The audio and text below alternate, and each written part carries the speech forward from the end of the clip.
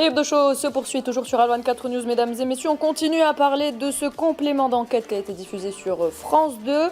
Et la réaction algérienne ne s'est pas faite attendre, mesdames et messieurs. Le ministère des Affaires étrangères a d'abord publié un communiqué, puis ensuite a convoqué le chargé d'affaires de l'ambassade de France à Alger suite à la diffusion de cette émission. Oui, le chargé d'affaires de l'ambassade de France à Alger, puisque l'ambassadeur n'est pas là, Stéphane Romaté est à Paris depuis presque une année. Le ministère des Affaires étrangères... Romaté est à Paris et fait des réunions avec son équipe à partir de son salon. Absolument, il fait même des déclarations pour justifier la position de son pays par rapport à la question du Sahara occidental, dont ce complément de mensonge qu'on peut reprendre Bédis. Et le ministère des Affaires étrangères algérien qualifie cette émission de contre-vérité profondément offensante et inutilement provocatrice.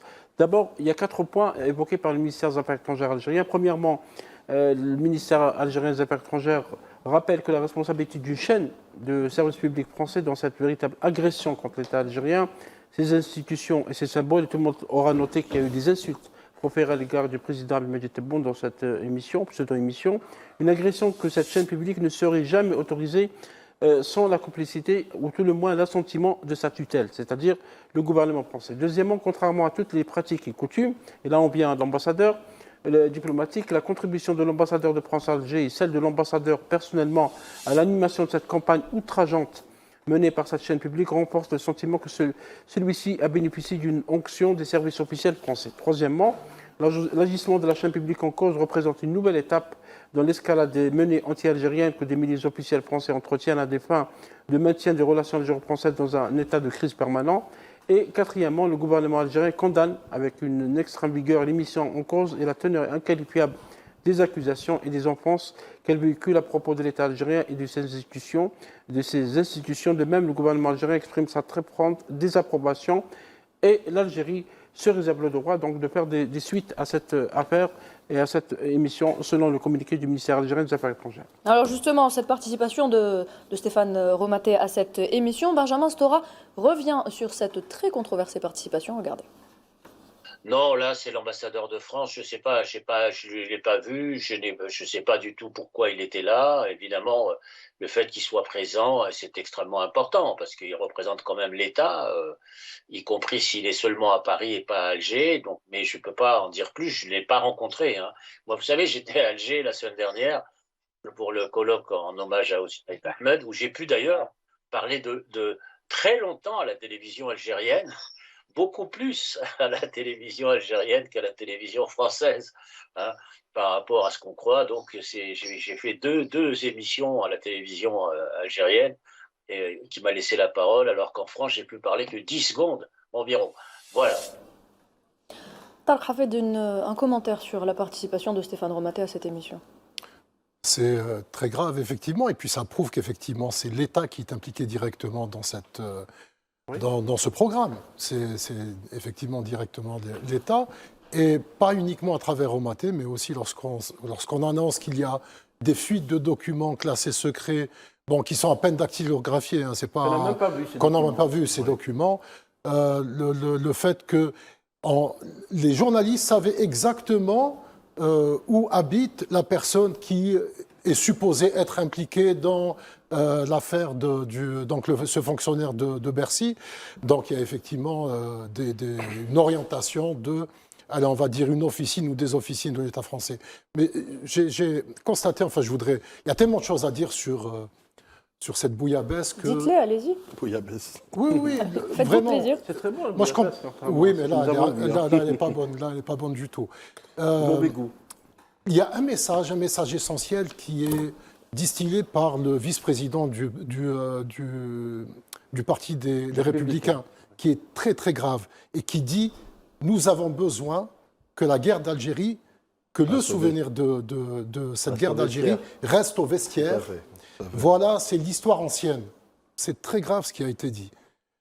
Autre chose, moi j'arrive pas à comprendre... de dire ça pour la Shoah, par exemple. Jamais. Impossible. Il y a la loi Guesso. Il y a levée de bouclier. Ouais. Il y a aussi, moi je comprends pas aussi cette dame qui se revendique du MAC et qui va demander un passeport pour aller se recueillir sur la tombe de sa sœur. Au consulat algérien. Au consulat algérien, alors qu'elle se revendique du MAC. Moi je comprends pas du tout. Et puis s'il y a bien une enquête à faire, et là c'est flagrant, c'est sur les sources de revenus de Boukhotz. Moi, j'ai vu, il a l'air de conduire une voiture, c'est-à-dire d'être d'un certain standing. Vraiment, ça serait intéressant. Ça serait intéressant que des médias français puissent s'intéresser aux sources de revenus de cette personne condamnée pour terrorisme ici en Algérie. Cette même personne a statut d'opposant selon cet complément de mensonge, alors qu'on ne sait pas quel est son programme, quel est son projet alternatif. Je souligne seulement, Noured, si vous permettez, une petite analyse par rapport à ce que nous avons vu. D'abord, cette émission, cette pseudo-émission est intervenue le jour même de l'adoption du Conseil de la nation algérienne de la loi criminalisant la colonisation. Ça veut dire qu'on attendait le jour pour le faire.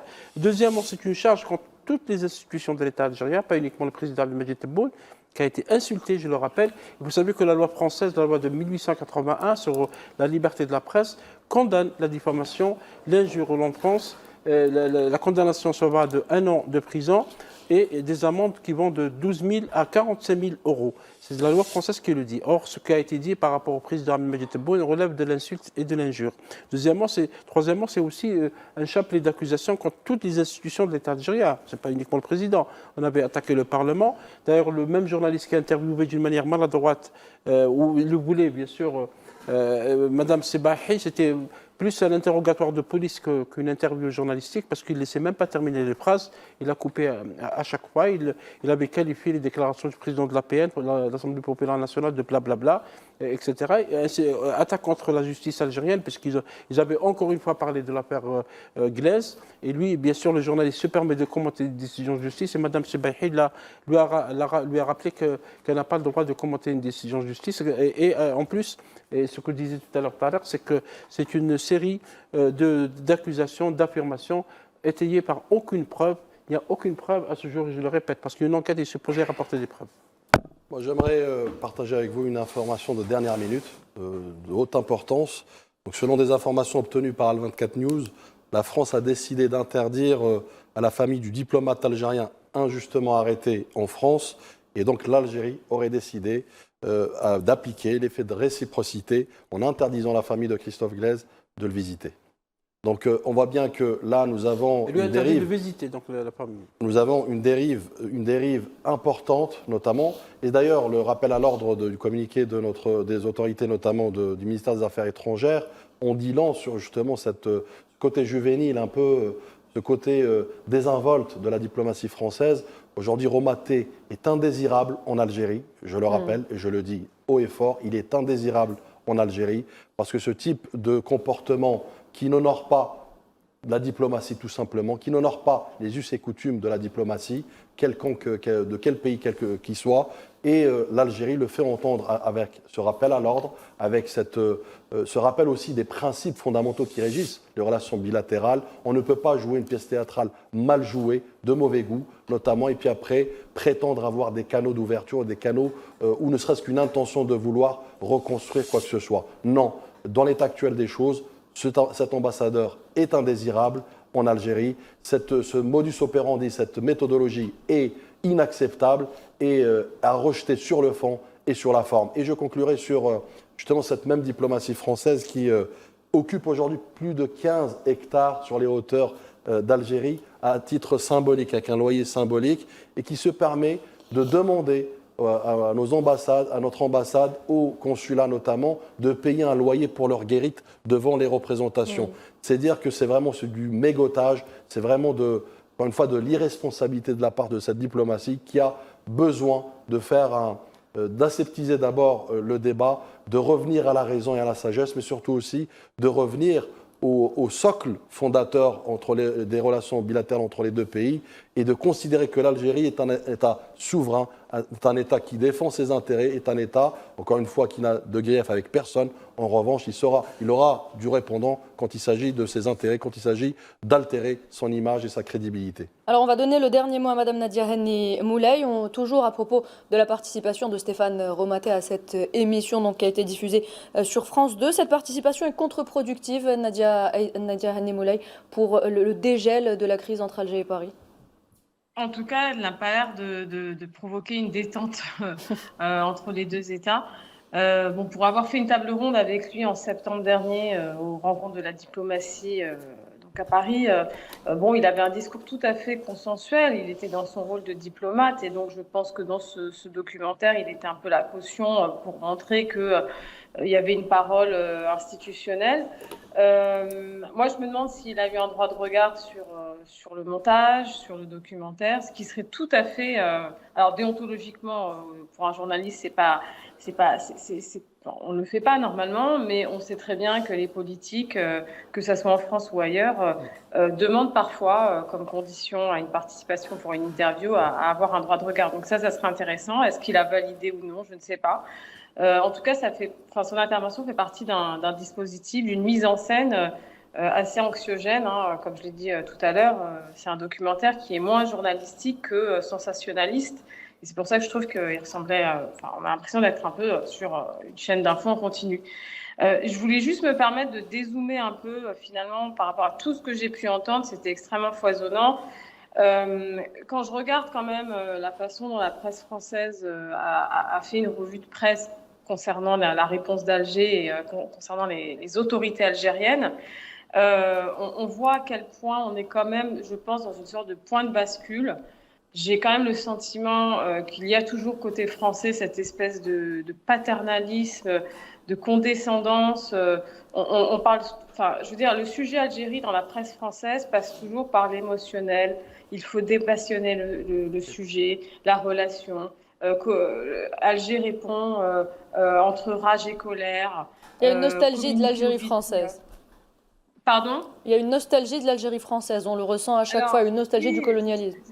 Je ne dirais pas ça forcément pour la presse, mais effectivement, il y a la question de l'Algérie française qui n'est pas passée, on le sait très bien. Mais spécifiquement sur la presse, si on regarde le traitement médiatique de la question algérienne en France, on voit qu'on est toujours sur le registre de l'émotion. Alors que l'Algérie est un sujet politique à part entière. Et je pense que ce qui est en train de se jouer, c'est peut-être aussi pour ça qu'on est dans un moment très, très tendu, c'est que l'Algérie est un pays qui veut être considéré comme un partenaire et plus comme un marché, par exemple, ou une province française qui n'aurait pas son mot à dire.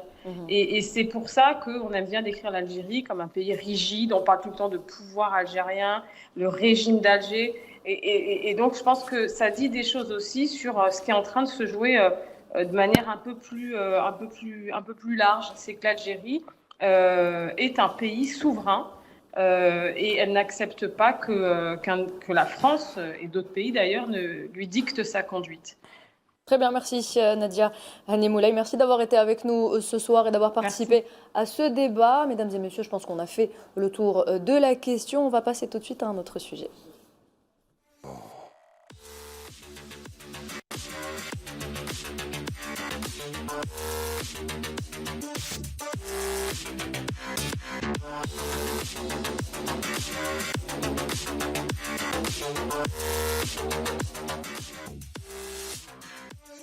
La Coupe d'Afrique des Nations 2025 a pris fin la semaine dernière et après l'effervescence continentale suite à la victoire bien méritée du Sénégal et à la justice divine dont a été victime le pays hôte, l'heure est aujourd'hui au bilan. La compétition a laissé place à un malaise profond. Vous le savez, plusieurs incidents sont survenus durant ce mois censé être un mois de fête et de fraternité. De nombreuses tensions et comportements problématiques sont venus ternir ce rendez-vous tant attendu par tout le continent africain. On dénombre également au moins 3 décès suspects de journalistes maliens et camerounais. Un supporter sénégalais est également décédé. Ainsi, il y a eu également plusieurs incarcérations. Et Romain Molina, journaliste sportif, se joint à nous justement ce soir pour en parler. Bonsoir Romain Molina. Bonsoir à vous. Merci d'être avec nous ce soir. Merci d'avoir accepté notre invitation. Alors, première question, pensez-vous que cette CAN est un échec ? Notamment par rapport à la promotion de l'image du football africain. Est-ce qu'on peut dire que Fawzi El Rajjar, on va rentrer tout de suite dans le vif du sujet, est-ce qu'on peut dire que Fawzi El Rajjar, président de la Fédération marocaine de football, est l'un des principaux responsables de ce fiasco ? Bon, fiasco, je n'irai pas jusqu'à là non plus. C'est vrai que la finale est forcément catastrophique de par ce qui va se passer. Mais l'organisation globale n'a pas été mauvaise, donc ce n'est pas non plus un fiasco. Par contre, ça n'a pas eu les retombées économiques attendues par le Maroc, c'est le premier point. Et le deuxième point, évidemment, ça ne s'est pas terminé comme le pays hôte aurait espéré. Maintenant, le rôle de Fawzi El Rajjar, il est très important. On sait qu'aussi, il n'a pas forcément que des amis dans son pays. Et on va dire que sa cote de popularité n'a pas n'a pas été crescendo. Donc oui, il est aujourd'hui responsable de pas mal de choses, notamment d'une énorme nervosité qu'il a malheureusement depuis des années dans les coulisses du football africain, puisque je rappelle que cet été, lors de la finale de la CAN féminine qui était déjà organisée au Maroc, que le Maroc s'était incliné face au Nigeria, il avait eu un comportement assez choquant à la fin du match du corps arbitral, avec notamment beaucoup d'injures proférées en arabe.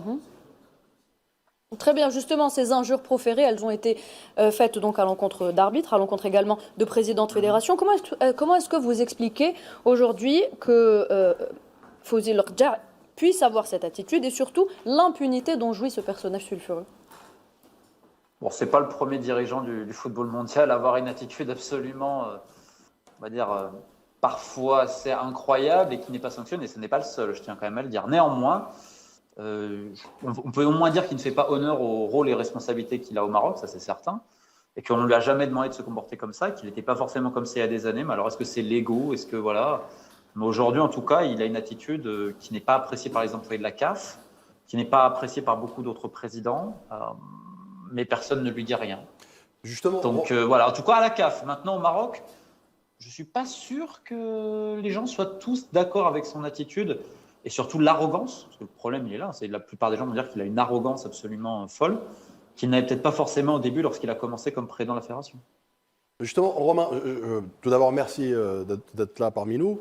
Moi, j'aimerais revenir sur justement Fawzi Lakdja et ce sentiment d'impunité et d'immunité en même temps, où ce monsieur se donne le droit de tout faire, y compris à insulter des présidents de fédérations de football qui sont censés être souverains, qui sont censés être inattaquables. Et ceci même devant parfois le premier responsable, notamment de la FIFA. J'ai beaucoup aimé ta vidéo, notamment où tu rentrais dans le détail. Et on aimerait bien justement avoir un éclairage là-dessus. Ce qui est fou en fait, c'est qu'il le fait aux yeux de tous et que malheureusement, il le fait parce qu'en fait, les autres dirigeants du football africain sont complètement soumis. On sait que la CAF aujourd'hui ne s'appartient plus, ni financièrement ni politiquement. Je veux dire, depuis le 15 octobre dernier, elle est dirigée par un secrétaire général qui a passé la limite d'âge. C'est-à-dire qu'il n'a plus le droit d'être là. C'est depuis le 15 octobre. Hein. Donc ça pose de problème visiblement à personne. Je rappelle que la CAN est passée de 2 à 4 ans sans consulter les présidents de fédération, qu'il n'y a même pas eu de vote soumis pour l'Assemblée générale, donc on ne respecte même pas les textes, pas les statuts. Et pour vous donner un indice encore plus fort pour montrer pourquoi il y a ce vide et que donc des personnages comme Fawzi Lakdja peuvent en profiter, c'est qu'on a décidé la veille qu'il y aurait finalement un tour préliminaire pour la CAN, des éliminatoires de la CAN 2027, et les fédérations concernées n'étaient pas au courant. Même les gens du comité exécutif. C'est-à-dire qu'on n'a aucun respect des textes, on n'a rien du tout à la CAF. Et donc, en fait, elle est soumise malheureusement à plein de lobbies et une certaine politisation qui a été voulue elle-même par la FIFA. On rappelle que Gianni Infantino, son président, rencontre les chefs d'État du monde entier, indépendamment des présidents de fédération. Alors qu'avant, avec Blatter, c'était avant les présidents de fédération. Et lorsqu'il y avait un rendez-vous avec le chef de l'État, le président de fédération nationale était là. Là, aujourd'hui, ce n'est plus le cas. Et donc, Fawzi Lakdja profite gaiement de cette politisation. Il n'est pas le seul, attention. Et vu que les autres dirigeants, je suis désolé, c'est la vérité, en Afrique, sont complètement soumis et n'osent rien dire, on a notamment cet épisode après le comité exécutif de vendredi dernier, 2 jours avant la finale, où M. Lakdja a des mots et des injures vis-à-vis du président de la fédération du Nigeria, où il lui dira en français c'est un agra et un fils de voilà. Donc, évidemment, la maman du président de la fédération du Nigeria aurait des choses à se reprocher sur M. Lakdja. Et c'est le président de la fédération du Gabon qui va traduire, parce qu'en fait, il avait parlé en français, le président de la fédération du Nigeria ne comprenait pas. Et derrière, on lui a mis une pression pas possible, pour soi-disant démentir, etc. et tout. Et les gens qui lui ont mis la pression, ce sont des gens autour de Fawzi Lakdja. Et ils n'avaient pas peur de la réaction de la CAF, ils ont peur de la réaction au pays. Et c'est ça qui est très intéressant, cette dualité, c'est que Fawzi Lakdja, dès qu'il a quelque chose, il dit « mais vous attaquez le Maroc ». Non, ça n'a rien à voir. Et c'est là où il y a vraiment, ce qui est important, c'est qu'il faut se poser la question, si derrière tout son patriotisme exacerbé, c'est pas avant tout ses intérêts personnels au détriment même de ceux de sa nation. Romain, je voulais vous poser une question. Pardon, Badis. La fédération sénégalaise, vous avez dit que les fédérations ne disent rien. Le président de la fédération sénégalaise, M. Abdoulaye Fall, cité par la presse sénégalaise, a dit aujourd'hui que le Maroc tient la CAF, il faut se le dire, il tient tout en main et décide de tout. Alors la question, comment le Maroc tient la CAF? Est-ce qu'à travers l'argent, à travers l'influence politique? Je veux dire quelque chose, ce M. Fall, il est très gentil. Il a été élu donc avec des votes qui ont été au minimum achetés. On avait balancé plusieurs preuves de ça. Et d'ailleurs, il y a le TAS décidera bientôt. Et la première chose qu'il a réalisée après son élection, 2 jours après, il est parti au Maroc prendre l'approbation de M. Lakdja. Voilà.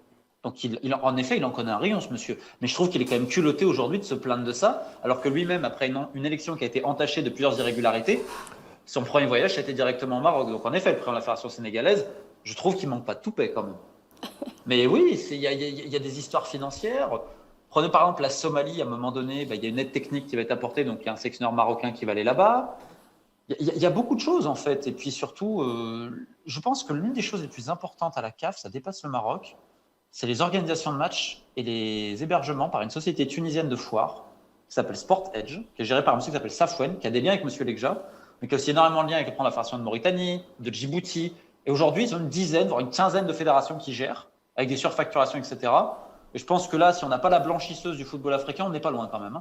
Et là, il faut se poser la question de plusieurs présidents de fédération. Donc encore une fois, pour moi, c'est un système global. Et M. Legja, lui, bénéficie, il est vrai, que de certaines largesses et de certains, je dirais, une certaine soumission de certains présidents. Je rappelle aussi que, et ça, je ne dis pas ça parce que je parle sur un média algérien, mais aujourd'hui, l'Algérie est complètement isolée à la CAF. Le président est complètement isolé même en Afrique du Nord. Qu'à l'époque, le Maroc s'est arrangé avec le COSAFA pour soutenir la candidature du Libyen afin que la candidature du président algérien ne soit pas soutenue au comité exécutif. Et je rappelle aussi que lors de l'élection de Patrice Motsepe, premier mandat, l'amendement a été immédiatement voté, que si vous n'êtes pas membre de l'ONU, vous ne pouvez pas obtenir le statut CAF. Donc Zanzibar, évidemment, on a été victime, mais c'était avant tout pour bloquer toute velléité du Sahara. Et c'était vu comme une énorme victoire diplomatique marocaine, et cela a été fait uniquement par tout ce lobbying que Fouzi Legja et que le Maroc en général a obtenu en faisant avec les matchs à domicile, etc., pour les stades qui ne sont pas homologués des autres fédérations. Et je terminerai ma démonstration tout simplement en disant que les 5 dirigeants africains et le conseil de la FIFA, vous avez Abou Riba, l'Égyptien, on a fait voter spécialement un amendement pour augmenter la limite d'âge, donc l'influence et tout le lobbying égyptien. Fouzi Legja, Ahmed Yahya de Mauritanie, qui est inféodé à Fouzi Legja, le colonel Pelé du Niger. Je rappelle quand même que Badou Zaki est l'entraîneur du Niger, que le Maroc apporte une aide technique. Et lorsque le Niger ne peut pas jouer à domicile, ils vont demander à jouer au Maroc face au Maroc, ce qui est quand même très comique.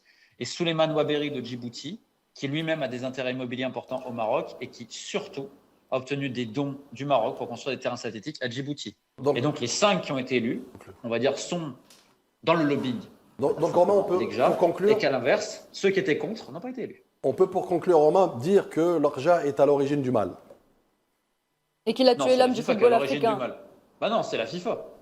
Parce que la FIFA, elle est parfaitement heureuse de la situation. À un moment donné, si la CAF, elle était gouvernée normalement, en fait, il n'y aurait pas un vide politique et on ne permettrait pas aux États aussi comme le Rwanda, on peut citer, on a parlé de l'Égypte, de s'insérer comme ça. Donc en fait, la faute, elle revient pour moi au principal responsable, qui est la FIFA, qui laisse des dérégulations pareilles. Je veux dire, quand M. Legja se permet d'insulter le corps arbitral lors de la CAN féminine et ensuite influer pour qu'il y ait un changement à la présidence de la commission des arbitres de la CAF et qu'on le laisse faire, et ben en fait, c'est comme un enfant, quand vous lui dites rien, l'enfant il va continuer à faire des bêtises. Là, c'est pareil. Très bien, merci Romain Molina, merci d'avoir été avec nous ce soir. C'était un réel plaisir de vous avoir avec nous. Merci beaucoup. Merci beaucoup. À très bientôt.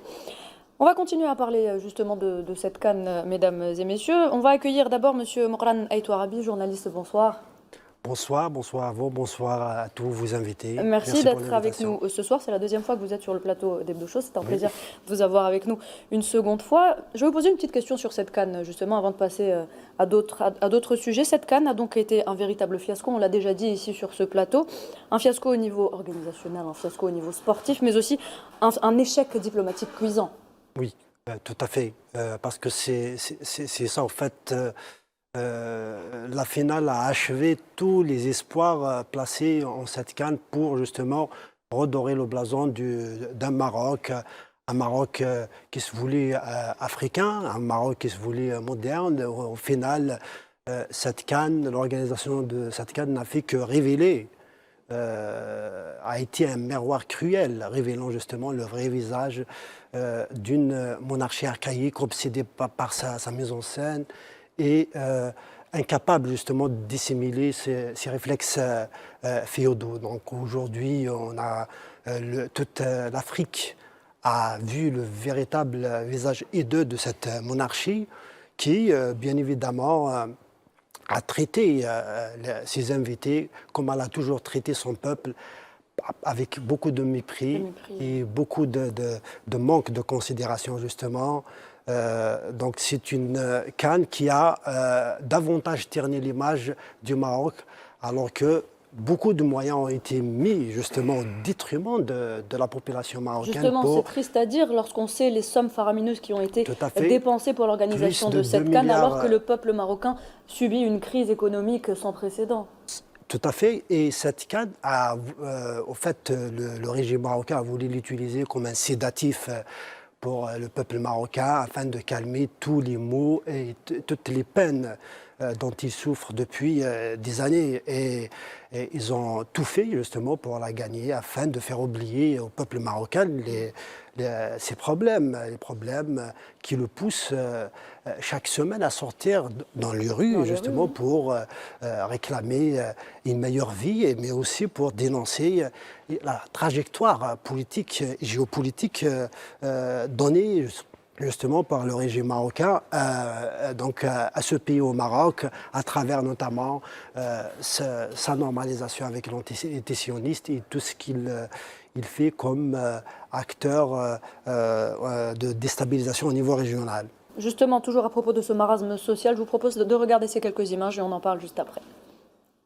الناس هادو اللي ريبوا لهم في الشتاء والبرد حرام عليهم وحشومه عليهم. هاد السيده اللي قالوا لها ندوك العجزه وهي من صغرها وهي انا زايده هنا وكابره هنا ما عرفتش شحال من عام عندها ماشي حشومه عيب. عنديش اخويا عندي الله وراه حوايجي ربي اللي يحل في الزلقه وراه ساكنه انا ربي رحمه تتعدى 96 عام بوي وانا راه زايده من 1959 وما عطاو لا بديل ما علموا ولا ما داروا على لجنه الحوار يتسلاو عليها اليوم غدا اليوم غدا اليوم غدا عاد جاو لينا اليوم دخلوا علينا جابوا القوه جابوا البوليس جابوا قال لك هدم معرك سيري قال لك لدار العزازه دار العزازه انا غنمشي لدار الحوايج فين غيبقاو واخوتي مراد وحرجوا لي الشارع راه حوايجي سير صور الحوايج راه حوايجي هما مليوحين اخويا وساكن اختي بكري انا زايده هنا في هذا الكاريان برك سيد دابا راه القزير راه هو كيدمو في راه شنو مرتي ساكنه اختي؟ انا وخوتي معايا خوتي تما ومعايا خوتي عايشين في الخيريه ولاد خويا مساكن. كون انا راضي على اخ النوش اش عطانا واستفدنا منه علاش هذا غادي نقبل انا اخ النوش يبقى فهاد كيسير البلاد ما دار حتى شي حاجه في البلاد. خصني نقول الحقيقه ما نكونش كنجامل في اخ النوش ولا كنطمع بشي حاجه ونقول اخ النوش يستحق يبقى. اخ النوش كيشوف واش كل واحد كيتسائل وكيقول لك اخ النوش واش كيشوف الشارع المغربي الشارع اش بغى ولا هذاك علاش هاد الخرجه هادي كيفاش انت تسيتي المغرب كامل وكدير المؤتمرات وكتجمع عباد الله في الكيران وكتخلص عليهم الغداوات والعشاوات وكتجيب عباد الله باش تجيب الاصوات زعما كونك في الانتخابات باش تكون من الناجحين.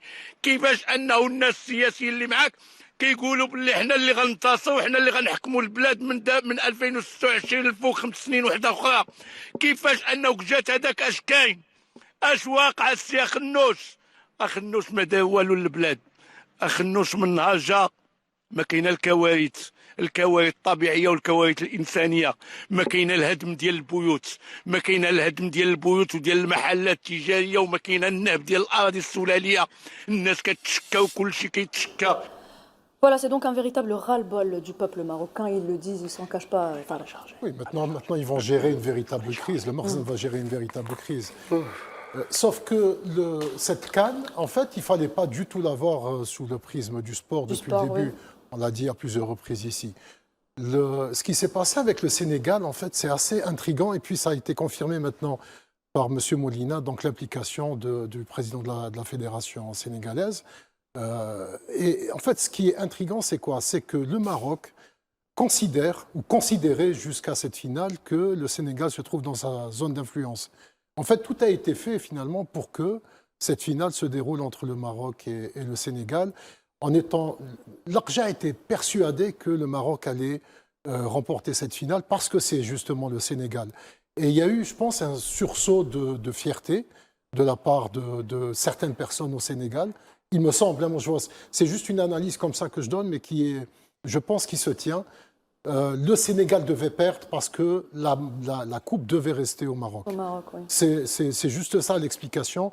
Et il y a eu, je pense, un retournement de situation durant le match pour différentes raisons, je Une sais. justice divine, on l'a dit, c'est tout. C'est aussi Oui, simple en que plus, ça. la justice divine, évidemment, ça c'est évident. Mais maintenant, la crise, et ça, on le voit à travers toutes les déclarations de personnalités qui se sont mises à insulter donc, les Africains, les Sénégalais, donc, en disant « Non, vous nous avez volé cette coupe nous appartient ». Et on le voit encore plus avec le communiqué du palais qui dit bon, maintenant on se calme, nous sommes Africains, nous avons beaucoup fait pour l'Afrique, nous allons continuer à faire pour l'Afrique, mais c'est trop tard.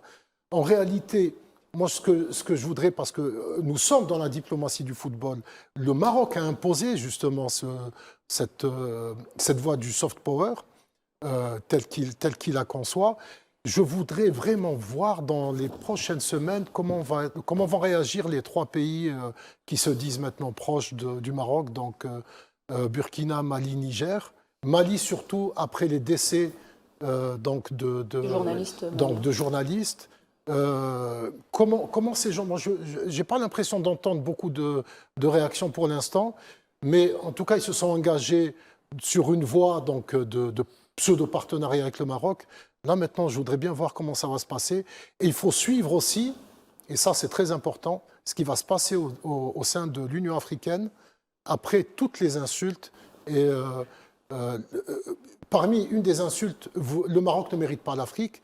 Le Maroc va jouer son football donc, en Europe. Enfin voilà, il y a beaucoup de choses. Et là, les retombées négatives sur le Maroc vont être très très intéressantes à suivre. On a remarqué une profusion de discours racistes, d'ailleurs, M. Touarabi. Si vous permettez, rapidement, le Maroc a toujours voulu être hors Afrique. D'abord, rappelez-vous, le roi Hassan II voulait faire partie de l'Union européenne. Il avait même fait la demande. Et le Maroc avait quitté l'Union africaine pour y revenir en prétendant qu'ils ont été chassés, etc., etc. Seulement, comme disait Mokhalla tout à l'heure, par rapport à la Coupe d'Afrique des Nations, c'est vrai, tout a été programmé pour que le Maroc gagne cette coupe, quels que soient les moyens. Et les moyens ont été utilisés avec des combines d'arbitrage, oui, en fait, les pressions sur les joueurs. Étaient bons pour que le Maroc pourquoi parce qu'il y a de la politique. Tariq a raison, il y a de la politique derrière. Ce n'est pas uniquement que le football. Parce que depuis septembre 2025, il y a des manifestations au Maroc et les jeunes de la Gen Z disaient on ne veut pas de stade, on ne veut pas de Coupe d'Afrique, on ne veut pas de Coupe du Monde, on veut des hôpitaux, on veut des écoles. Et voilà, donc le Palais Royal s'attendait à ce qu'il y ait donc, une Coupe d'Afrique pour faire taire le peuple et on passe à autre chose. Or, la justice divine qu'avait quoté tout à l'heure Nouhad a fait le contraire. Maintenant, il y a un front social qui bouillonne, il y a de la crise qui est là, etc. Et donc cette Coupe d'Afrique n'a pas eu l'effet sédatif que le Palais Royal cherchait. Et à mon avis, le peuple ne va pas arrêter de revendiquer ses droits, le peuple ne va pas arrêter de demander son dû finalement. Oui, tout à fait, parce que le peuple a compris, le peuple n'est pas dupe. Ils l'ont dit, ils se viennent de rappeler le mouvement donc, Gen Z et toutes les revendications qu'il a portées et la dénonciation qu'il a faite par rapport à toute cette somme, ces sommes colossales justement qui ont été mobilisées pour l'organisation de cette CAN au moment où vous avez un Marocain sur deux est pauvre. Vous avez le taux de chômage au niveau des villes, il est de 40%. Au niveau des zones rurales, il est de 65%.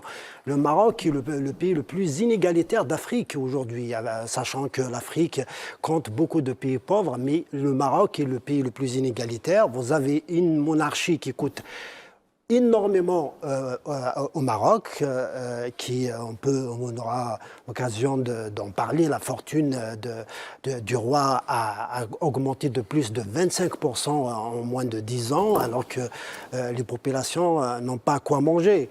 Et si on prend des chiffres, je peux vous citer, avec tous les investissements de la famille royale, au fait, le Maroc économique appartient à la famille royale. Avec Al-Mada, donc c'est un holding énorme qui contrôle pratiquement tous les secteurs stratégiques au Maroc. Aujourd'hui, justement, ces holdings pèsent plus de 10 milliards de dollars. La fortune du roi, elle est de près de 6 milliards de dollars. Et si on tient compte de quelques dépenses, je pourrais vous citer la rémunération du roi, elle est ce qu'on appelle liste civile, elle est de 2,3 millions d'euros.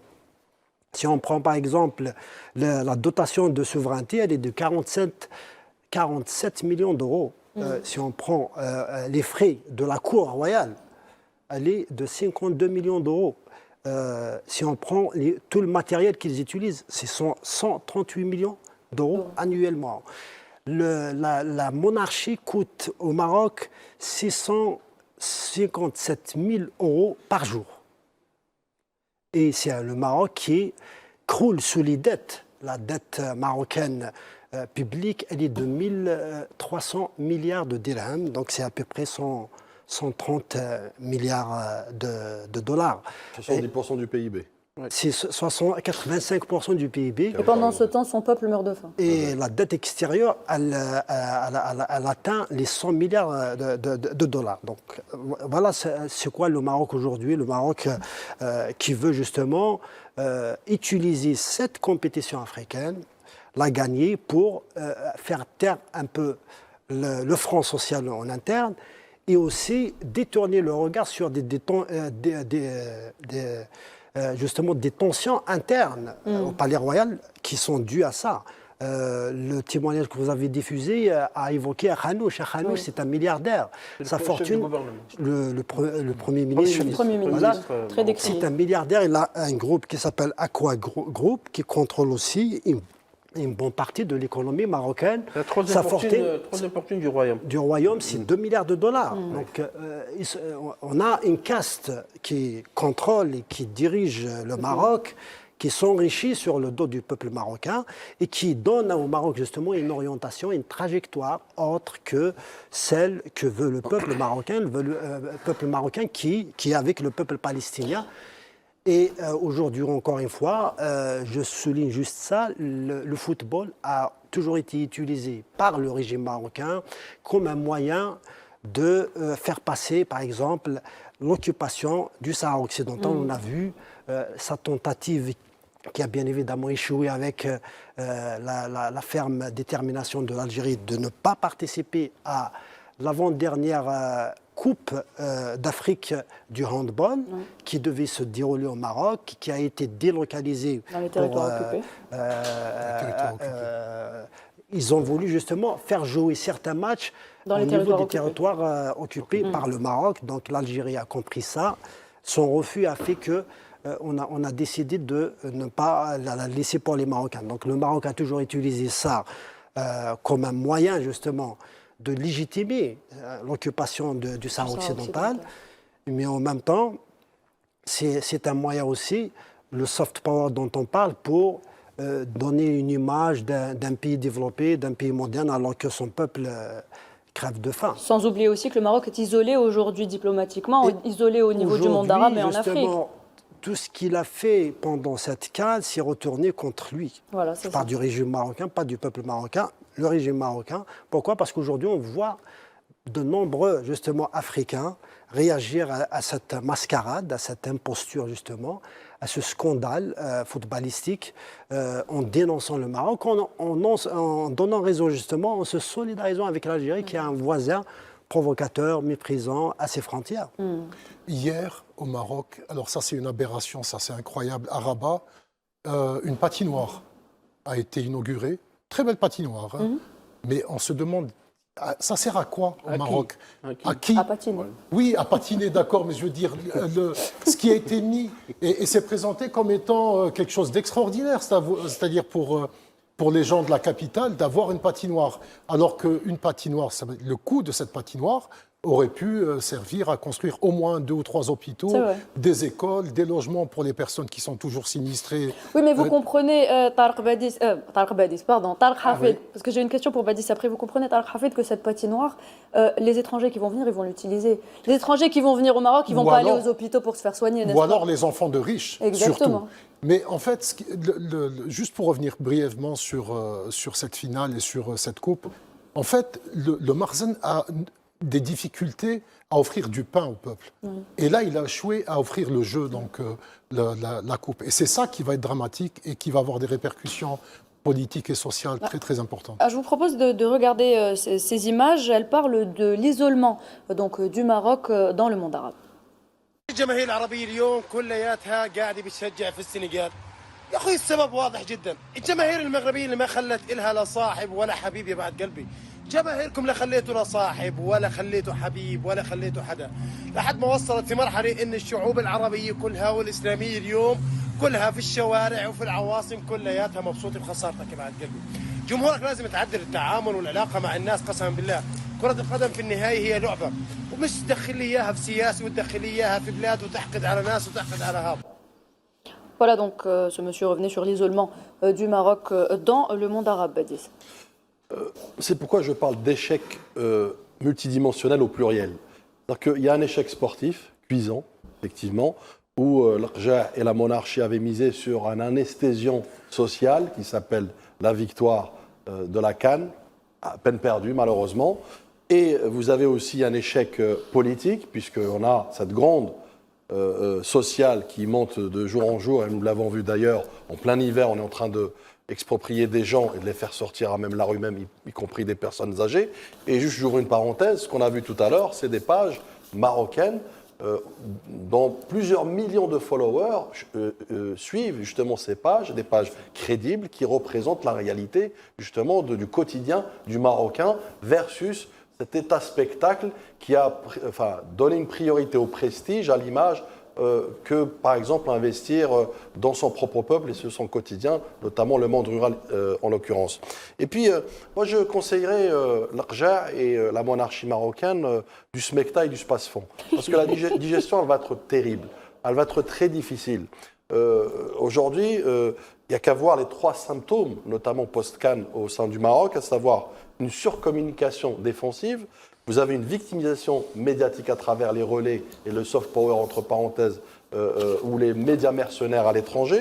Et le troisième point, c'est le durcissement sécuritaire discret. On entend parler des arrestations ici et là. Toute personne qui, justement, revendique la dignité, revendique de vivre avec dignité, est arrêtée. Et puis, je reviens un peu sur ce Maroc qui a finalement fait le choix de quoi?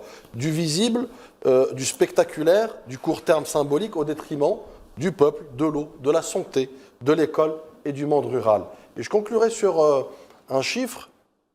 Plus de 3 milliards de dollars ont été investis dans cette Coupe d'Afrique.